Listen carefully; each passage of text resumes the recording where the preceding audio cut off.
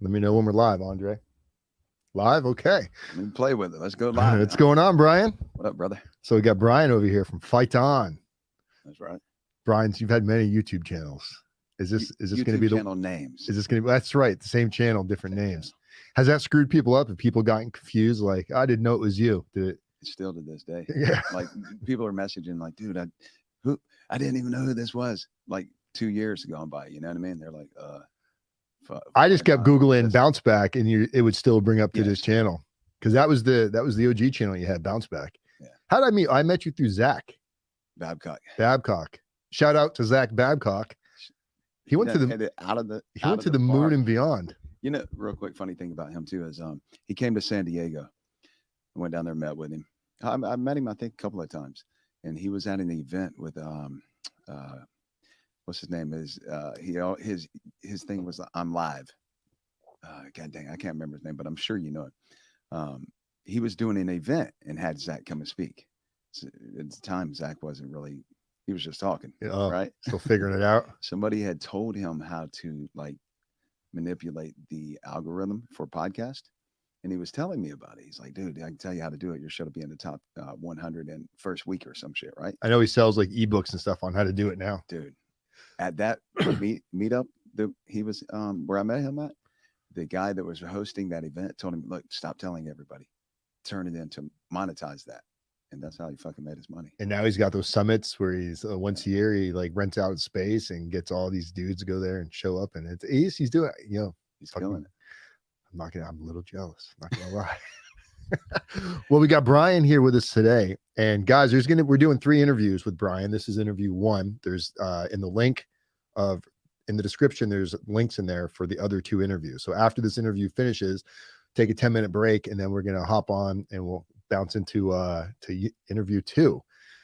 But you got quite the story, bro. And I know a lot of people know your story. I don't know if they've heard it from start to finish or kind of in an organized way, but you were facing like life in prison at one point. Death penalty. And obviously something happened where that changed. You killed somebody. No. Well, you got blamed for killing somebody originally. Death. Yeah. But originally you were charged with murder. Sure. That was the charge. That's what I meant. You were charged with that. Yeah. Eventually got dropped down to like manslaughter, right? It did. How much time did you serve total? 11 years. 11 years. We got an escape involved in this whole thing, a female correctional officer who fell head over heels for you and helped you escape. But before all of that, episode 1 here, tell us a little bit about your upbringing, your life leading up to this, and how did you end up in this situation where you were faced with capital murder charges? Yeah, well, when I tell about my upbringing, it was totally normal, right? Just the same shit as everybody else. But the more since being out of prison, I've traveled a lot. I've met a lot of different people and networked with different people on like different levels that I wasn't around prior to prison. And really the upbringing was, I love my mom, but I wasn't around my dad much. He was there. But it really was not normal, you know. Started with like my grandmother, like just the shit. Like nobody really worked. Everybody was kind of like entrepreneurial on the not legal side, like hustling type stuff. Everybody was hustling. All of my family, and from my grandmother down, everybody's a convicted felon, and it was okay, you know, when that shouldn't be okay. Love my grandmother to death. She's super gangster. When I was in trouble a lot of times as a kid, teenager, stole the car. Cops chased me. Grandma, come and get me. She's like, where the fuck are you at? You call grandma before mom. Oh, yeah. Always call her. Mom, she's like, tell me where you're at. And she'll call the police. Tell them where you're at. Grandma's coming to help you wipe down fingerprints. So even like, I love her for that, right? But coming to help me wipe down fingerprints, and she's done it a couple of times, is not normal. Right. It shouldn't have been condoned. I wouldn't change that for anything because I got the best memories in the world with her. Right. But it wasn't normal. She's still around? No. Okay. She died not this past December, but the one before. Crazy was I hadn't been around her in years. When I came home from prison, my aunt, who was never in our family, she was like not around our family until she was like 18. She came back in the picture, and eventually my grandmother like turned all her rental properties, everything over to my aunt. And in 2007, my grandmother came to visit me right before I escaped. Always a real super healthy woman, real active, really pretty lady. In fact, in visitation, when I came back, guys were like, "Hey, who's the chick to come and see you?" I'm like, bitch, that's my grandmother. Take Yeah. it easy, home. Can I get pictures of your grandma? Right. So that was 2007. 2014, I came home and I'm like, what happened? Like, She went downhill. it's bad, Wow. super bad. And so, but what nobody knows, but we just feel like my aunt had like a vendetta against her. Like poison her or something? I think she did. Wow. I'm just keeping it real. I think she did. Does your aunt know you think this? She does. If she doesn't, she does now. She does. I've mentioned it. But my aunt she had 40-something rental properties, my grandmother, her whole life. Right. My aunt lost all that shit within like a matter of a couple of years. I had a house that was paid for in 2003. When I got locked up, it was paid for. Mhm. I put it in my grandmother's name because she got all Oh. the rental properties. My aunt ended up with that, took a loan out on it, never paid it back. So she lost all the family shit, right? Right. And so when I came home, my aunt wasn't letting anybody come around my grandmother, like keeping everybody away. One day I was over there. I just came, knocked on the door, and went inside.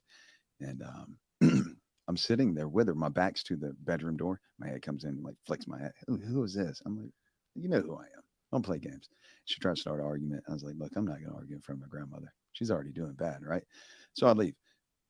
To get to the point was when my grandmother got sick 2 Decembers ago, my aunt called. She's like, hey, she's sick. She's in the hospital. She's in a medically induced coma. But now that she won't wake up. So immediately, right then, same day, everybody get in the car. We drove from San Diego to Jacksonville. So that was in Florida where she lived.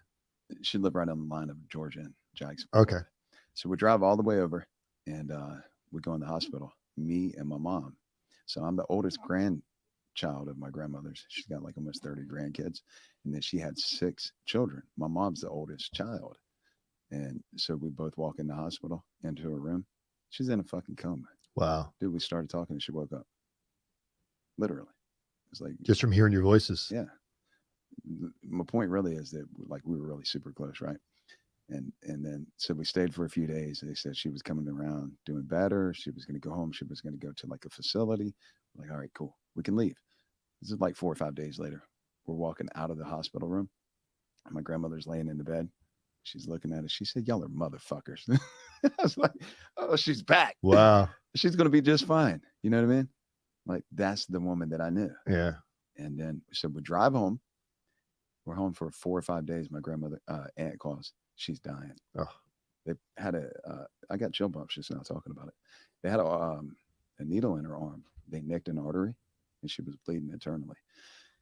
And they said in the state that she's in, we can do 2 things. We can cut her arm off. She won't make it through surgery. She's going to die in surgery, or send her home and let her bleed to death.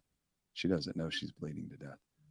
So either way, there wasn't much of an outlook of any kind of a lifestyle. Nothing. Wow. They sent her home and hospice? No, home to my aunt's house. Okay. I'm like, God damn. To your aunt's house. Bitch. I went over there playing Mr. Nice Guy. Whatever. You want me to shine? Yeah, whatever you got to do. Fucking bottom to be, of your shoe, to be with your whatever, granny okay. the last few days. Yeah. I will. I'm going to keep it cordial for my grandmother. Right. You know what I mean? And when was this? 2 Decembers ago. Okay. Not this past one before. And so we were there for about a week. She just died in the middle of the night. Really? Yeah. No, I don't talk to my aunt no more. I haven't talked to her since. Wow. I had a memorial for my grandmother, invited everybody but her. That's how sure you are that like she either did something, the whole family knows, or she was such a, because it could also be stress too. You know, if she was stressing your grandmother out on a day-to-day. I don't know there was actual poison. Right. But if you're treating somebody poisoning the mind, poisoning their mind, right? Yeah. Yeah. Same shit. Almost worse. Yeah. She was her downfall for sure. Well, I know we're not drinking alcohol or anything, but cheers to Grandma Bruton. No, that's right. Is it Grandma Bruton? Kinsella. Italian, yeah. Okay. Like Andre. We got Andre's eyes lit up, Mr. Italian over there. She was about it too. Yeah. So keep the story going. What were your friends like? Because it seems like you're starting to identify what you used to say was, I had a great upbringing, and you're realizing now that it's not like they were physically abusing you, but you can see where some of the enabling was. Oh, a ton of enabling. And like, I guess I wasn't really looking, because the one thing we knew as kids growing up was love. No matter what the fuck. Right. We felt a lot of love. Right. Everybody's happy, and no matter what the fuck, shit everywhere, we still felt love. Right. So again, that was all I knew. So it was normal. And being with my wife now, like telling her my childhood and like my stories. She's like, no, Bryan, that's not a good childhood. She's like, that's not normal. I'm like, we've almost argued about it. I'm like, nah, it was normal. But she's kind of like helped me see. And then the other people that I've been around. Right. It was healthy, positive relationships. Yeah. You're starting to see what it's, you know, the difference. Yeah. Right. But I started selling drugs at a young age. Seen my aunt. I left home at like 14, moved around from different places, lived on my own for a little while at 14, got in trouble for a robbery. I didn't even rob the people. I just carry a pistol with me everywhere. I had a 357 long one. And a kid. Clint Eastwood over here running around. A freaking kid riding a bicycle around. But I would cut a hole in my pants pocket so that I could shove the whole barrel down. You don't see it in my pocket, you know? Right. I'm like, God dang. One night we're standing on a sidewalk in my neighborhood, me and two other guys named Bryan. So it's 3 Bryans standing there. Another dude comes walking down the sidewalk. He's got a pair of like a Walkman headphone phone on. He's walking to work. He works at Winn-Dixie. He's walking past. One of the Bryans said, hey, give me the pistol. I'm like, what? He's like, man, I'm gonna go rob a dude. Yeah, okay, whatever. I'm not really thinking, I don't rob people. Right. Like, whatever, go ahead. Here. So he takes a pistol, goes down there, robs a guy, comes back. He gives me the guy's hat. It was a Notre Dame hat. He gives the other guy the headphones. The other Bryan, he kept the money. He took off. We didn't realize that dude was on dope. The Bryan that did the robbing? Yeah. Okay. He was a dope addict back then. We're saying dope. We're talking like crack. Okay. Real dope. So legit. Yeah. Legit he was dope. A crack addict. Okay. A kid crack addict. Crazy. So he takes off and gives me the hat, gives the other dude the headphones.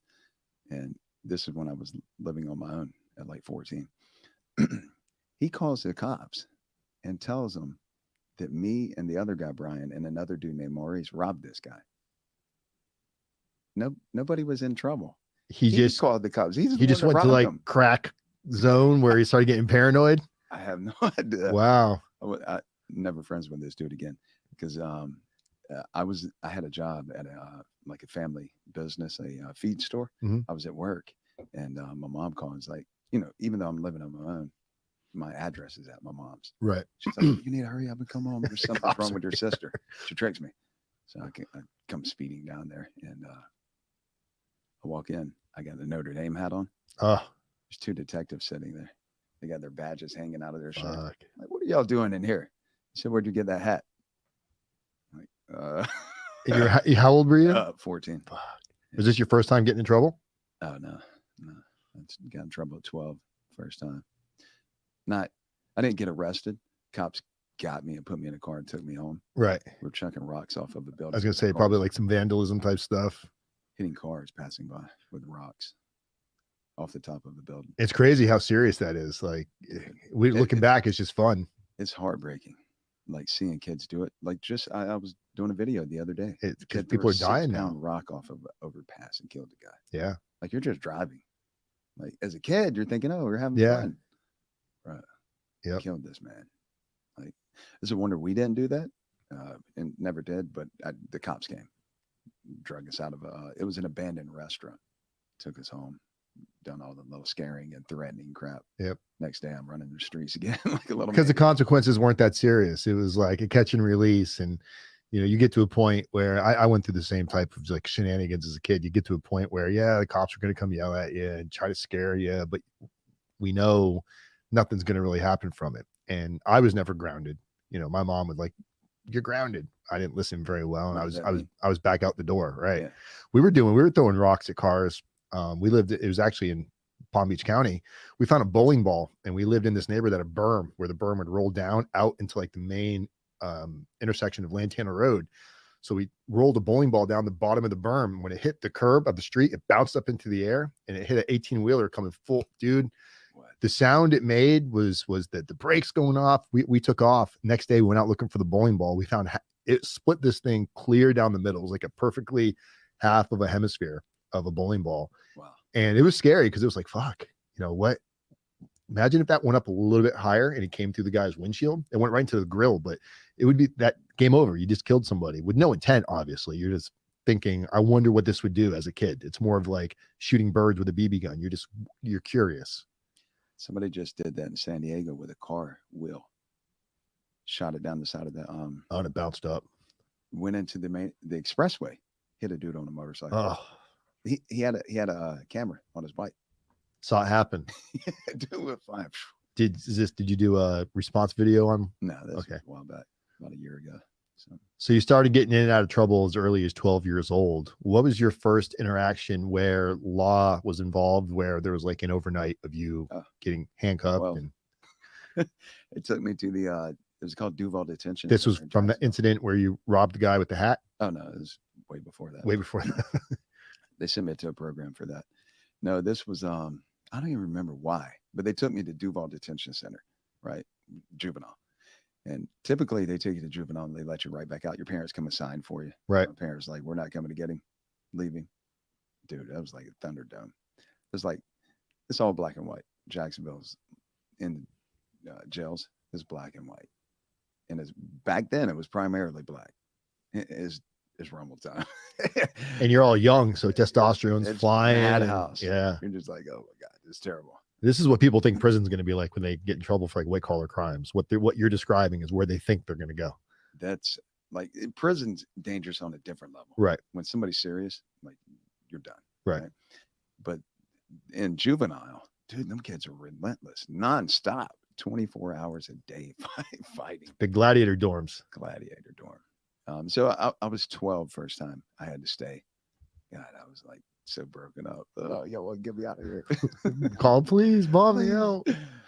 So they let me sit for a little while, trying to teach me consequences. But it was just, dude, I didn't care about consequences. Even the ones that I did get, it's like I just didn't care. Maybe they weren't stiff enough. Or I don't. You know what would have made a big difference in my life? My dad was there. And the only people that I really like looked for attention from or listened to was like a man figure. Yeah, a male figure. Yeah. And I never. Your dad didn't do it? Him at all. Is he around still? Yeah. We're really close now since I came home. Does he know that you feel like this? Like, Dad, I wish you'd whip my ass a little more. I wish you would have like been involved. I sat in solitary confinement for 2.5 years and I wrote a letter. You're the reason I'm here. Let me tell you every reason why. So I broke it down pretty clear. Okay. At the end, I said, you should kick yourself in the nuts because you should have never had me. I don't feel that way. Right. At that time, I felt that way. Right. I was just like, here, let me tell you everything how I feel. But ultimately, you know, as time goes on, you realize you're wherever you're at by your decision. Right. Fuck your upbringing. Right. Right. That's an excuse. And I use that excuse for a long time. But ultimately, even as a kid, I was still making choices, right? I do know it would have been different if I would have had that male figure that grabbed me. I was like, hey, you little fucker. He even smacked me around. Right. It's probably what I needed. So I didn't have any fear of consequences. No. I mean, your family was kind of in and out of it. There's the friends you hung out with. It takes a real to break yourself out of that. I would imagine that mental thought process at such a young age. There'd have to be some pretty divine like involvement. So, you know, you kind of life was void of all divine involvement. Yeah. There was none of that. None of that. Well, you know, in other ways, you kind of went through something that led you to where you are today, where now you're able to give back, share these experiences. Oh yeah. So, you know, you had to go through some hardships for sure. Yeah. So in and out of jail, what was the first crime that you really got hit for? And were there any girls involved where they're like, I'm going to jail. I can't believe I'm here. I'm leaving my girlfriend behind. Yeah. I went there one time for that. Yeah. Not for the girl. I got my first charge that I'd done time for. It was only 6 months. You only got to do 4.5 months on 6. But God, it felt like the end of the world. I had a kid. I was married. It was sales of cocaine. It was crack, but they only charged me with sales of cocaine, not crack cocaine, which in Jacksonville at the time, crack cocaine to give you more time for. Of course, yeah. So he gave me 6 months. I did it it's called a P farm in Jacksonville. It's kind of like a miniature prison. Okay. It's just like prison. Like the drug farm they had in Palm Beach County. I don't know about that one. It's at jail, but you're in like a regimen of like get up in the morning. It's like cadence and you're sentenced. Yeah. You got a job. Right. Just like this one's actually set up just like the prison compounds, like a T building. Get a job every day. You go to work, come back, you get the rec field, you know, same. So you could leave to go to work. So it was like a work release program? Not work release, work on a crew. Okay. Oh, okay. So not like a regular job. It was a jail crew. jail crew. Okay. I broke all the records there too. You already know I'm pushing the envelope. Yeah. They put me on the cattle crew. So there's a lot of Jacksonville people there.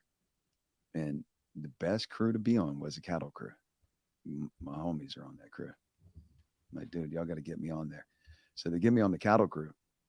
And this was 1998. You know, most people didn't have a cell phone back in 98. Not young dudes anyway, right? So I have a cell phone get dropped off to the pea farm because we worked on a cattle crew. It's like hundreds of acres around this little prison. Right. So I get the cell phone dropped off, dude, almost every day we're at work. I got who's now my ex-wife bringing everything. Anything I ask for, it's coming. You know? And so how is she getting stuff there? There's hundreds of acres surrounding. So the they farm. can just do So drops. here's what they do. There's like 6 people on the crew, right? They tell us, all right, you go out in this field, go do this, fix this fence, go do this, move the cows from here to there. You know, that type of crap, right? Right. And so we get a tractor and it's just us going to work. And so while we're out there working, we're not really being monitored. You know what I mean? Right. We got a lot of freedom. But none of the other guys, most people in jail talk about what they had. Right. What Everyone had a $100,000 car, $1 million in the bank. They've got no commissary. Yeah. Got nothing or no support. Right. So, yeah, I had her drop the phone off. Dude, it was like, nobody wants to do time, but obviously you want to do it comfortable. Right. Having a cell phone. And then not only cell phone, but like I'm telling her, hey, I'm going to be over here. I'm jumping the fence from the cattle field. Hop in the car. One day, when I was in the car, I was like, fuck it, I'm not going back. Leave. She's like, what? She started flipping out, screaming, you got to go back. I was like, I'm going to escape right now. I didn't. I went back. Oh, you escaped that moment. No, okay, you went back. I went back. Yeah, I went back. What was the longest amount of time you spent as juvenile? This was all prior to 18, right? No, that was my first time doing an extended period of as an where adult. I got sentenced. Yeah. Okay. The juvenile one was just I was going through court. I never got sentenced 2 times as a juvenile. And then as an adult, that was my first time as an adult. What was your family? I know your family was very like they were all in and out of trouble, but when you would get in trouble, were they along the mindset of, Bryan, you've got to figure out and do better in life? Or did they also jump on the bandwagon as you're kind of a victim? Oh, no. They're like, you little motherfucker, you better do better. Yeah. They were all, even my grandmother, who, when I'm in trouble, like, I'm like, hey, come and help me. She'll come and help me. But the whole way home, she's hitting me with something, screaming and cussing, like, you stupid little, you know, right. She's coming to help me wipe down the prints and get me out of there. Right. She's not going to turn me over to the cops. Right. But she's fixing, you're going to wear it. Yeah. She's going to get crazy with you. So it was always do better. Stop doing this dumb shit. But doing better. In the meantime, they're all selling a bunch of weed and shit. Yeah, that's what I mean. That's what I mean. It's still like, that's just the life that you're embedded into. Yeah. You know? So what did you ever think you were ever going to not be of a criminal mindset? Did you just assume like, this is just going to be my life? No. So all right. So when I got into my 20s, I started selling crack. I was like the first crack dealer in my area, the whole little north side of town where I lived at. So it was back then, Ocean Way, which is part of Jacksonville, was an all white area. If people wanted crack, they had to go in the hood, like in the hood. Right. Sometimes turning dangerous in the hood. Right. And so it was my ex-wife's dad. I was selling acid and weed back then. He comes to me and he's like, dude, you should sell crack. Everybody out here smokes crack. I'm like, what? I don't even know what crack is. This is I've heard about it. He was my father-in-law at the time. A father-in-law is telling you to go sell crack. Yeah. Okay. He was a crackhead. Okay. So he's telling me about it. I'm like, I don't even know what crack is. He's like, well, I'm going to introduce you to the guy. So he takes me and introduces me to this guy named Tiny. And dude starts selling me pieces. You just break them in half and double your money. I'm like, oh, this is really good money. And so what I did though was, this is before cell phones. It's like, everybody had a pager. Showing our age, Bryan. Back in the day. So what I did was there was this main area, the closest to Ocean Way, where everybody had to go to the hood, all the white people. And if a white person is turning down that road, they're going to get cracked. So I hung out on the corner. I mean, every white person that come down the road, I'm flagging them down. Hey, they stop. I'm like, here's my pager number. You're getting them on the way. Come over there anymore. I'll bring it to you. You're poaching the territory. Poaching them, sniping them. And so I just started delivering it to people over there. Dude, it got to a point where there was like, people would tell me like, you can't even drive by my house. Like, I don't even want to smoke dope, but you drive by, they see my car, they're calling, beep, beep, beep, beep. Come back. Did it start to get out of control where you felt like, fuck, man, I'm too like exposed? It's just a matter of time for somebody gets hemmed up and Yeah, you know, kind of drops the hammer. I did it to myself. I was, again, I was young. There was a lot of poor white people where I lived at, Right. and nobody had flashy shit. I started getting flashy shit, jewelry, cars. And one day I get pulled over and I probably had like $3,000 in my pocket, 3,000. Back then, having a couple $1,000 in your pocket, especially there, nobody's carrying a pocket full of 20s. Like, and the police were like, where'd you get all this money? I'm like, man, I made more money than both of y'all. I'm cocky talking shit. Yeah. They're like, really? Where you work at? I'm like, oh. Blockbuster. I said I work at UPS. Did you have a regular job at this point? No. Have you ever had a regular job through this up until this point? Like, have I you had worked? a couple. Yeah. Worked at Winn-Dixie, bagging groceries. Super fun. I mean, was it really? were you working a regular job while creating, like, doing your criminal activity to try to show where the money, you know, it seems like people that are committing crimes that are smart about it anyway, they hold down a regular bullshit job so they can show some source of income. I was all in. You're all in. You're like, So just dope. okay. I mean, at one point I was working in like a construction job, but when I started selling crack, that's 24 hours a day. Dude, they never stopped calling. It's 3 in the morning, 4 in the morning. Scene over there, like everybody, like all the white people were smoking it nonstop. They don't quit smoking crack. Were you using drugs yourself? Fuck no. No drugs at all? No coke, no weed? I've done ecstasy. Okay. And that was like at a later point where it just started hanging out at clubs a lot. Right. And was with a buddy of mine that he actually told me about ecstasy. And was like, oh man, you got to get some to sell it in the club. I'm like, all right, I'll try it. So I come into the club, but he was on ecstasy. He's over there like tripping. Like, this dude's crazy. You know, I'd never done it. I didn't do any type of drugs. I don't smoke, drink, nothing. Did you know how severe the consequences were as far as getting in trouble for this kind of stuff? For crack?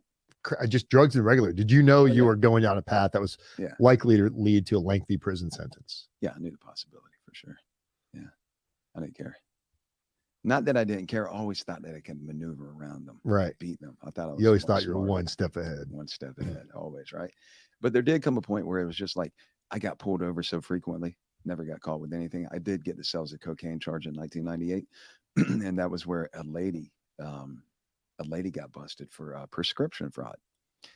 And the cops tell her, look, we want you to bust some people or you're going to jail. She called me. She called a few people. She called me, but I would never, ever get out of my car. When people would call me, I'd pull up and they'd come out, get the shit from the car. They'd get back inside. And I'd keep all my windows tinted, even the windshield, so you couldn't really see in the car. Right. Nevertheless, they got me for it. They didn't arrest me there. They said they were trying to wait to build up more of a case. But about a few months later, they finally arrested me because they couldn't get anybody else to tell. And I was going to go to trial, but there was like, they told my attorney they had video. But I'm like, how could you see in the car? But what if they did? Like, okay, I'll take that little 6 months, you know? Yeah, it's not a bad sentence considering what you were facing, you know, what you've been facing in the feds. 6 months is not too bad. Nothing. You never did nothing federal, right? All state. Yeah, state. So what was the question again? We were just kind of going through the different stints that you did, getting in and out of trouble that ultimately leads up to, you know, the life-changing one. Oh yeah. Well, before the life-changing one, I know you was asking me, was I always just in the criminal mindset? Right. So after the 1998 6 months, I get out back selling crack, but I'm like, okay, I can't keep doing this forever because it got to a point. The area I'm from is a small area and all the cops know me. So I'm like, all right, I got to do something different. It got to a point where no matter what car I'm driving, they're pulling me over. I was going to the auction all the time and buying different cars. One of the cops would pull me over one night when he came to the window. He's like, oh, it's you. He said, you change cars more than I change underwear. Every time they're searching my car, tearing my shit up. And so I was like, I got to do something different, which is why I bought a dump truck. Because where I'm from, a lot of people that I knew had dump trucks, heavy equipment. They do land clearing and they're making good money. So I'm like, oh, this is easy enough. Just buy me a dump truck, start to, using that for work. And I was like, all right, I got to get away from the bullshit. but the money was so good. My brother-in-law was living with me at the time. He didn't want to do jack shit, just lay in my house all the time. So I'm like, all right, dude, here's what we're gonna do. Rather than you lay around all day, take this cell phone. When people call, deliver this shit, Hmm. and you keep part of the money. So I had him start selling crack, and then when I got the dump truck, it morphed into not just trucking, but we were doing like small land clearing, and then like site work, site prep work. So like if they were going to pave a parking lot, Hmm. you got to go in and do all the like dirt, lime rock, get it prepared to pave. Right. So I was doing that. I had like 5 guys working for me. I'm like, all right, this is gonna be cool. Get me away from the drug dealing, um, which is didn't work out. Ran the guy over with the dump truck. Yeah. So kind of take us, because that's the dump truck is a big part of the story, So you tried to go, I guess I'll say kind of legit, because you're trying to run this dump truck business, but you've also got your brother-in-law selling crack for you. Yeah. So your brother-in-law selling crack. How did this eventually end up with you unintentionally killing somebody? Man, you want to make that a whole? That's a long story. Is it long? Keep it on this one. Yeah, we've got, because guys, after this, we're going to be going into to part 2, which is pretty much like his prison story. Okay. But if you want to actually use that as the opening for part 2, Actually, I could tell you how it started, right? Okay, tell us how it started, then we'll pick it up in part 2. Links are in the description, guys. There you go. So selling crack in a small area, a bunch of bum rickety poor ass people, right? Don't get me wrong, I'm friends with all these people. Right. Nevertheless, it's just white trash. These poor ass rickety people are your friends. Up. Yeah, right. That's where I grew up, right? I know all these people, but they are bums. So there's not really many people that are standing out in the area at the time. So me being a young dude in my early 20s, new cars all the time, bunch of jewelry, money, all these little chicks around the neighborhood are paying attention. It's all bad. I'm married, my kids at home, and I'm in the street every day. So any of the little chicks around there, there's problems. Yeah. I'm constantly getting in hot water with my wife at the time. Of course. And so one of the chicks the only thing that ever happened between me and this girl was flirt. Like she's where I'm at somewhere, one of the houses I pull up to, one of the places I'm at, around one of my friends, whatever, right? And she happened to be going out with another guy that was buying crack from me, but he had gotten like $1 million from a lady that left him money in a will. Dude, he's smoking through this shit like mad. I know because I'm selling it to him. Right. And so I tell her one day, I used to flirt with her all the time. We'd flirt back and forth, but she's seeing this guy. And so I tell her, look, you need to let Buddy get you pregnant. She's like, what? I was like, he's going to smoke all that money up. I mean, why not get some of it? She's not, her whole family's on dope. Right. She's not going nowhere. She's a pretty little girl. Right. This is her opportunity. But this is your only opportunity. You need to take full advantage of it.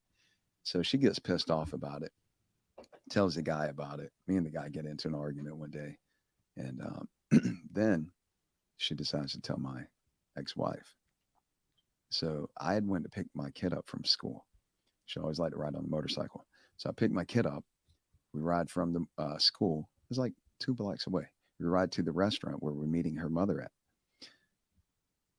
When I pull up, my ex and that girl come out of the restaurant together with the look. Oh, man. You're like, I just want to get in the car, turn and leave. Oh, was on the motorcycle. I'm like, God dang. And I got my kid here. I'm like, oh, no. So immediately they're attacking me with words. Yeah. Because what happened was my ex is sitting in the restaurant and the girl keeps looking at her.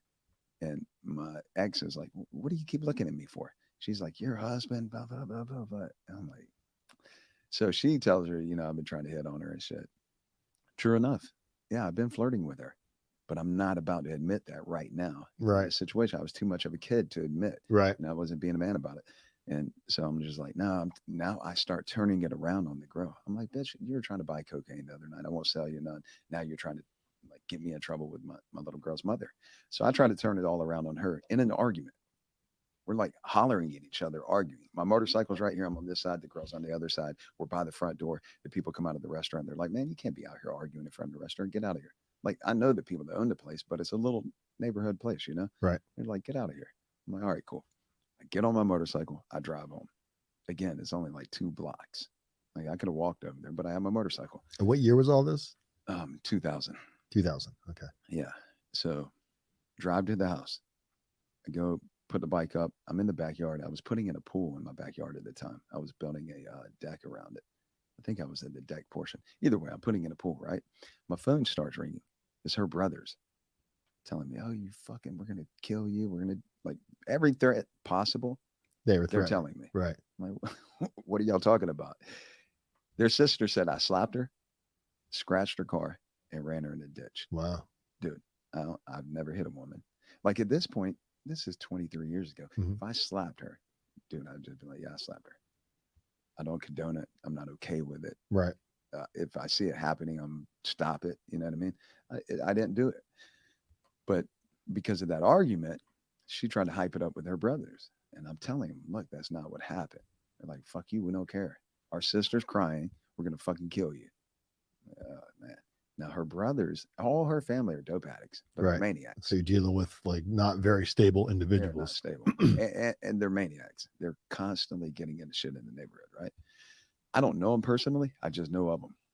And so when I keep trying to explain to them to kind of like calm the situation down, they're not having it. Now they come to my house, like in the evening time, and I hear noise out in front of the house. I go look out there. I'm like, God dang, these dudes done came to my house.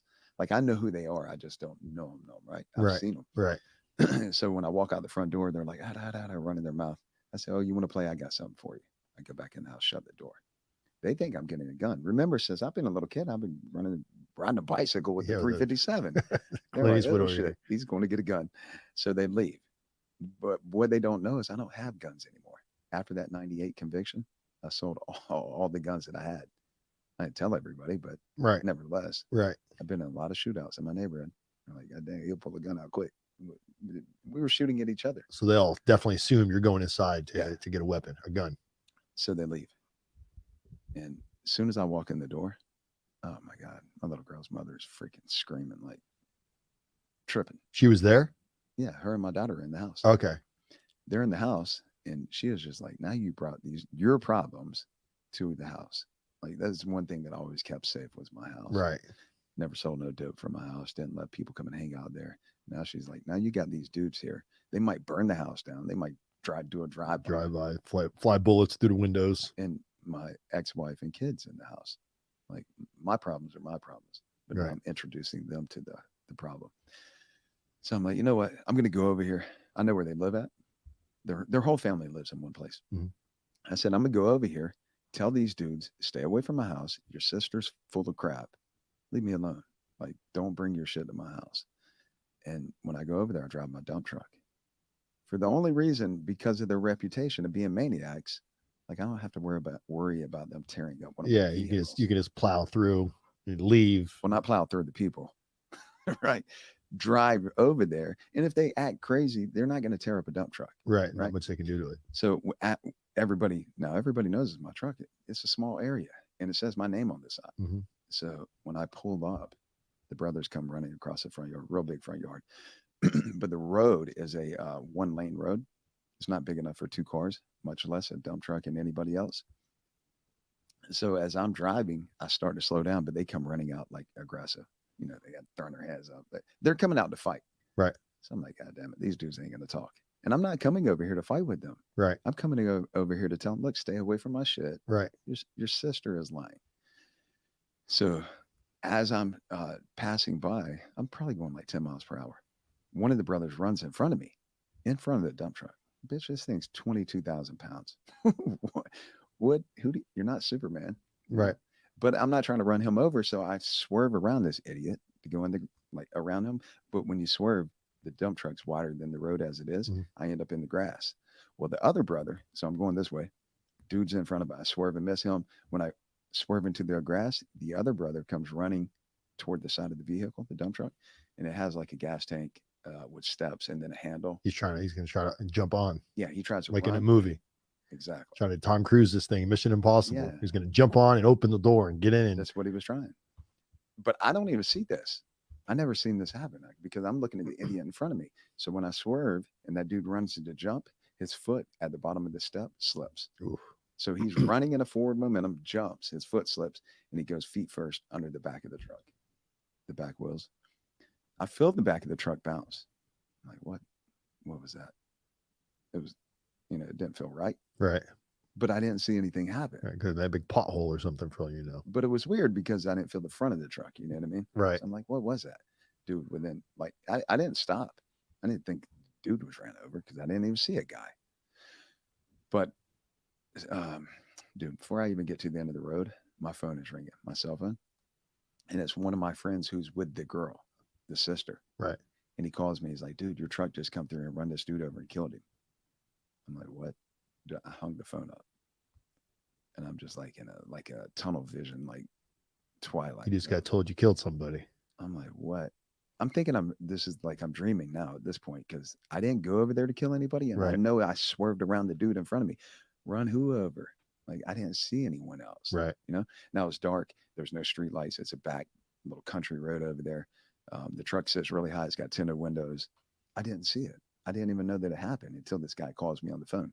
So legally, once you know that you're in an accident, it's your obligation to like call the police or go back or not wait. Even go back. You couldn't go back. It wasn't. You don't have to go back. Yeah, you got to notify them. And you didn't. I did. Right. Did you call grandma? Ignorance of the law is no excuse. I didn't call anybody. I never spoke one word to anybody. Zero. So this is how it all started. When that happened, dude, I was just like, I don't know what I'm gonna do. But now he's telling me there's a dead person. I'm a known drug dealer in my area. Cops are constantly trying to get me. All I'm thinking they're already looking for a reason. And because I don't know the law, I don't know there's leaving the scene of an accident involving a death. All I know is there's a dead person. Right. Oh God. And you're how old? 23. 23-year-old dealing drugs most of your life. Just killed a guy on accident, but you decide to not say anything about it and would you just go home? No, I took my truck by the airport in Jacksonville. In a panic, I pull off side of the road and start peeling my name off the door. So here's what the thing we're gonna go back into this on our next episode here. Let's do it. This is ultimately what leads to like everything else. Yeah. Guys, make sure all of Bryan's contact information in the description of this video. In the next video, we're going to also show a little bit of what Bryan's got going on, what he's doing today.